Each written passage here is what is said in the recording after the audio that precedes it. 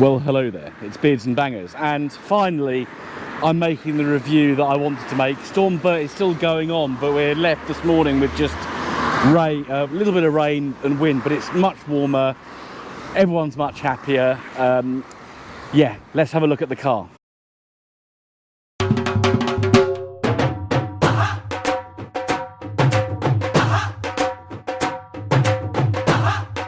This is what I was hoping. The surprise is gone now because, yeah, you've obviously seen what's happened already with trying to do a test drive on this car. But I wanted to start with the back end because the owner of this car, Simon from the channel Smashing Pistons, has debadged it. And from the back, it could be anything. It could be a Honda, it could be an MG, it could be a Rover 45. You just don't know. But yeah, today we're going to look at the MG ZS. Now, the reason, obviously, I've looked at MG ZSs before. But as you know, I love to try all the different variants. So this one's a ZS TD, so it's got the L series engine. It's also a hatchback as well, so it's the first ZS hatch that I've driven. And yeah, I'm a big fan of the saloons, but I'm also a big fan of the facelift on the ZS, especially with those lovely gills we've got on the side. So not going to be massively in depth. Obviously we know that the ZS comes from the Honda Domini or Domani. Obviously it's got Civic underpinnings as well, so it's very much it's probably the most Honda of the modern MGs. Obviously the R3, the 25 and ZR has got a lot of Honda under the bonnet, but the 75 and the ZT was a completely new sort of BMW directed design. So yeah, here we are. So front end obviously exactly the same. We've got the lovely side skirts and a bit of a body kit going on, so we do get quite some aggressive look, which I think is very nice. Let's have a little look round this way as well. There we are. And yeah, we've obviously got the single piece headlight. These ones are very clear. Simon is just doing some work there to the bonnets, that's why there's a little bit of a primer and filler visible.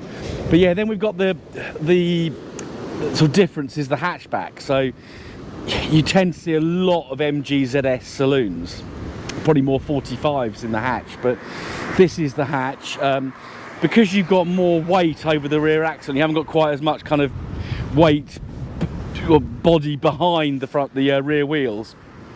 People do say that these handle better, and obviously we'll find out if that is the case in a moment. We'll take it out for a bit of a spin. One thing we'll do is have a look under the bonnet.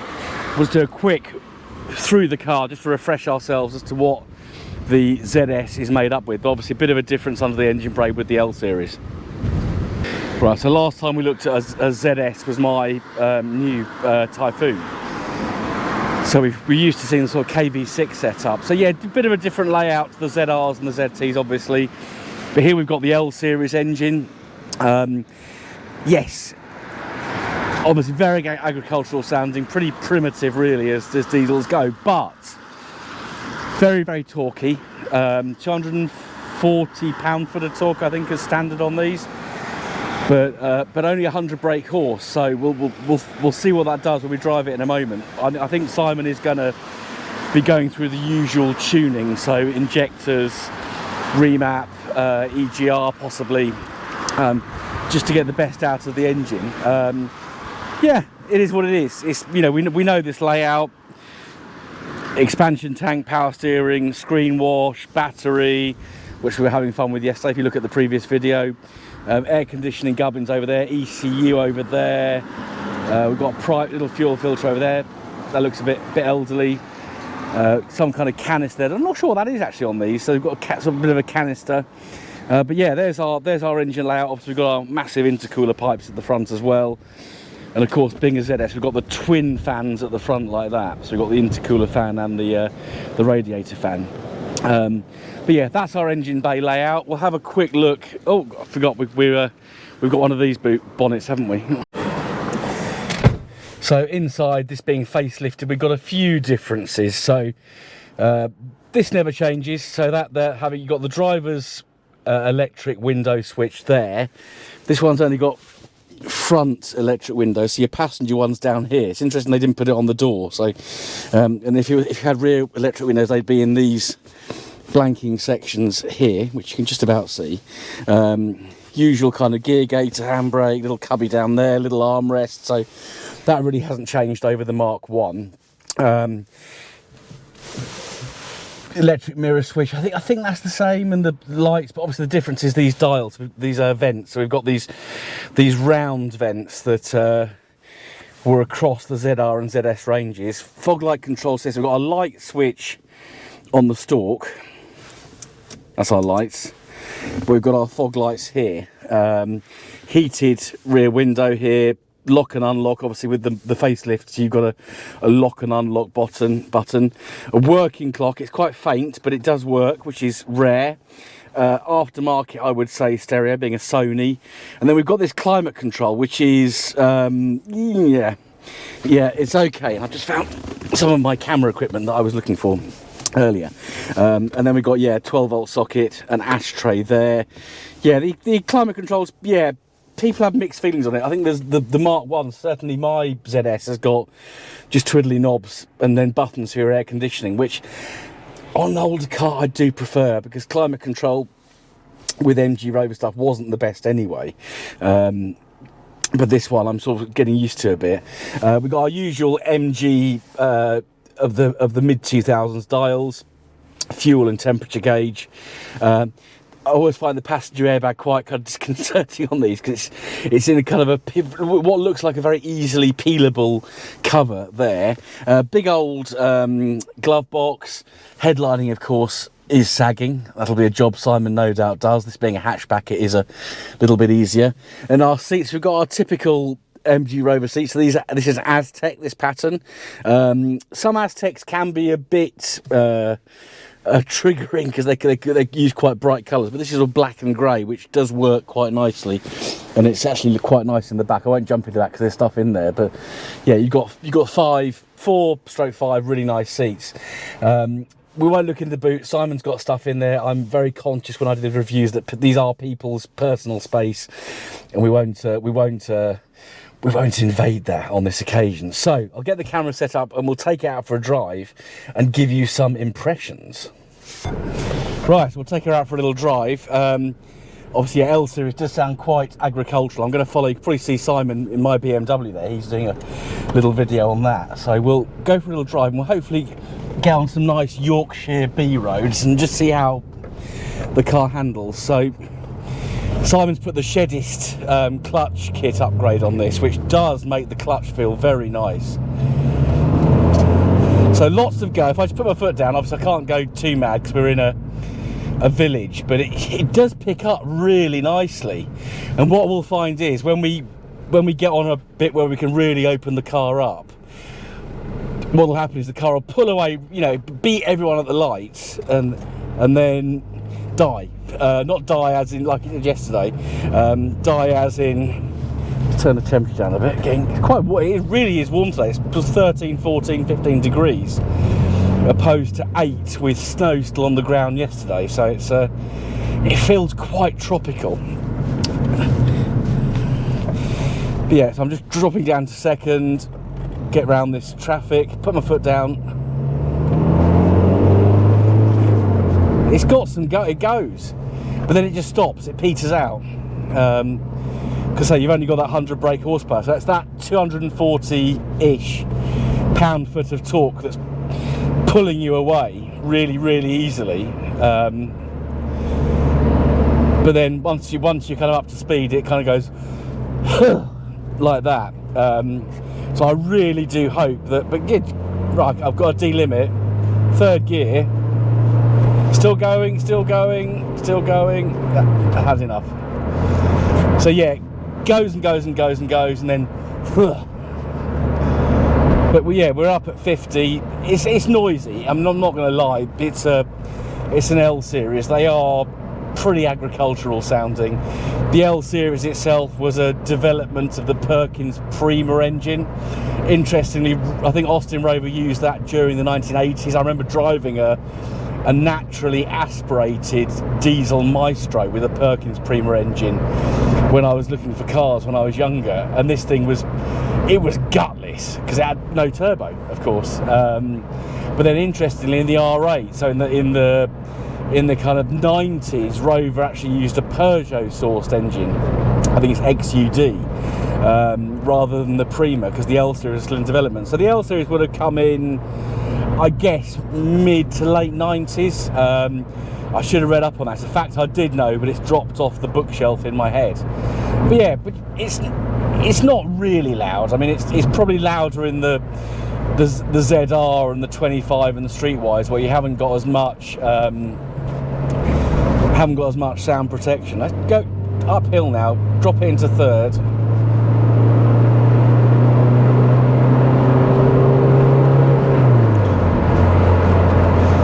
So you've got an initial surge of power, but then it really just peter out. Not even got to the red line, to be honest. It's redlining at just north of 4,500 RPM, but I think if you got there, it wouldn't be happy about it. But it's quite windy. But the one thing I'm noticing is the car it's really planted. This car's done 174,000 miles, and it still feels fairly tight. I'm not sort of feeling any pulling in funny directions. It's actually all right. Telehandler's just pulled out onto the main road, so we'll drop down again and do a bit of an excellent. I'm getting a bit of noise from the rear window, so I suspect the windy windows, rear windows in these ZRs and ZSs can just they kind of do their own thing. So you've got to continually make sure they're wound up. But Simon's ahead of me in my E91, which is a bit of a different diesel, because of course that's got straight six, 3 litre, stupid amounts, 600 torques, 270 brake. I think it has been remapped. So and I am keeping up just about. But if he decides to put his foot down, he'll be gone, and I'll be lost as well. But yeah, it's nice to. We're gonna go roundabout. Here we are. You're not going to see this because I'm not mounting a camera externally today, because there's too much crud and crap on the road. But roundabout, that's nice. I'm really pushing it round that roundabout, and it actually that sticks. Simon is now going off. He's off. Small footnote: these aren't 100 brake courses, 115. I suddenly remembered my knowledge as I was driving along, so I'll just splice that in. 115 brake horse. So that's why it's probably got a bit more legs than a 25 Streetwise. Same as ZR. I think ZRs came in the 2 power outputs, 100 and 115. So a little bit of a correction there. So just we can watch a bit of Simon making his video on my BMW, but we'll do a bit of beard cam for a while. We haven't had beard cam for quite some time, but we'll hopefully get a bit of appreciation of some of the twists and turns on this road. I mean, this part of Yorkshire, I mean South Yorkshire it's called now, but it was West Riding of Yorkshire once upon a time. It is beautiful. It really is. It really is. Lovely. It really is lovely up here. I can see me probably retiring to somewhere like this. It's just open. Was hopefully you can appreciate a little bit of it. But yeah, lovely open fields, hilly villages kind of scattered around, and what I love is twisty turny roads. Right, get some revs up.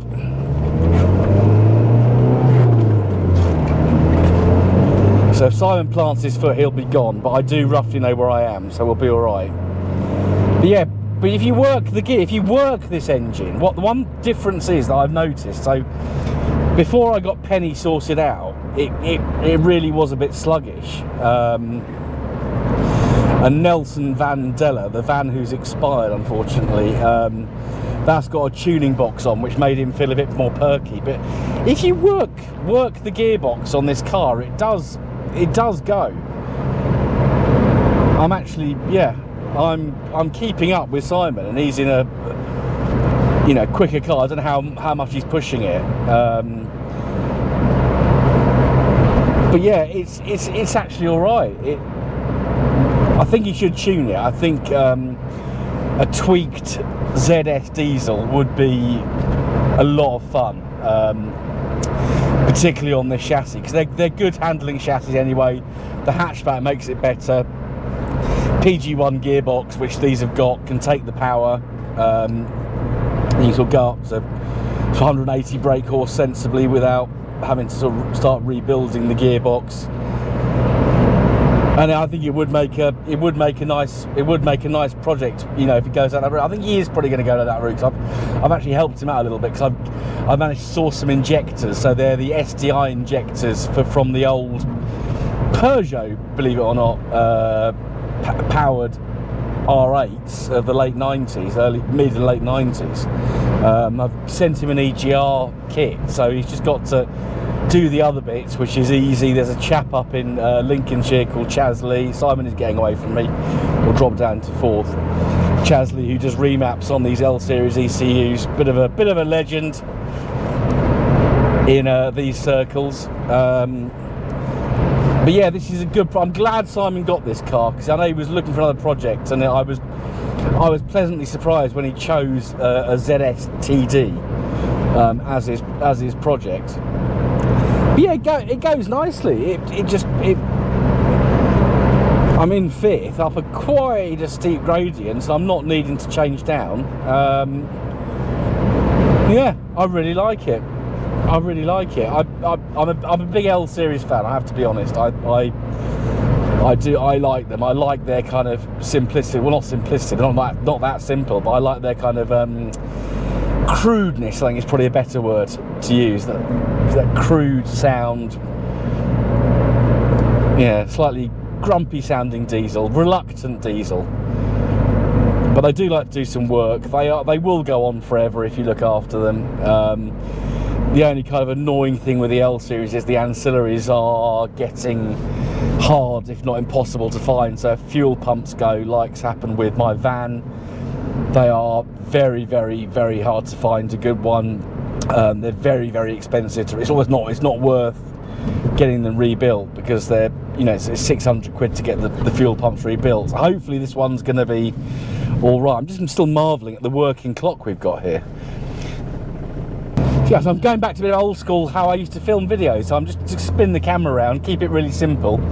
Sometimes in life it's nice just to simplify everything. But there we are, another variant of another car. So yeah, I wanted to kind of do a bit of a series on the ZS now, with getting my one kind of fixed up, but also try and get out in some other ZS's as well.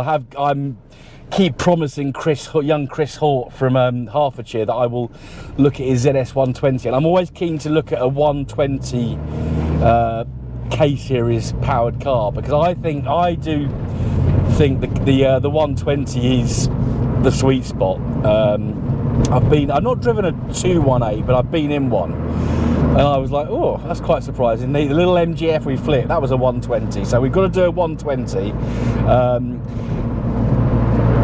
Yeah, try and get through all the different ZS variants. We'll try and do a diesel saloon if we can find one. I do think I know someone with one. Yes, so it's always nice to do these different variants. I've still got a few 75 ZT variants to do as well, but more on that another time. I think we've done ZTs and 75s to death in the last couple of years, but nice to do another ZS variant. Thank you for watching. If you don't already do so, please do subscribe. I want to try and get to 5,000 subscribers by the end of the year. By Christmas would be really nice. I think we're on 497 something at the moment, so if we can get, I'm sure we will, but if we can get to 5,000 by the end of the year, I'll be made up, and I'll do a special video for that. Drop a comment down below, share with your friends, and I'll see you again very soon on the next episode of Beards and Bangers. Massive thanks to Simon from Smashing Pistons. Check that channel out. I'll put a link in the description below. See you again soon. Goodbye.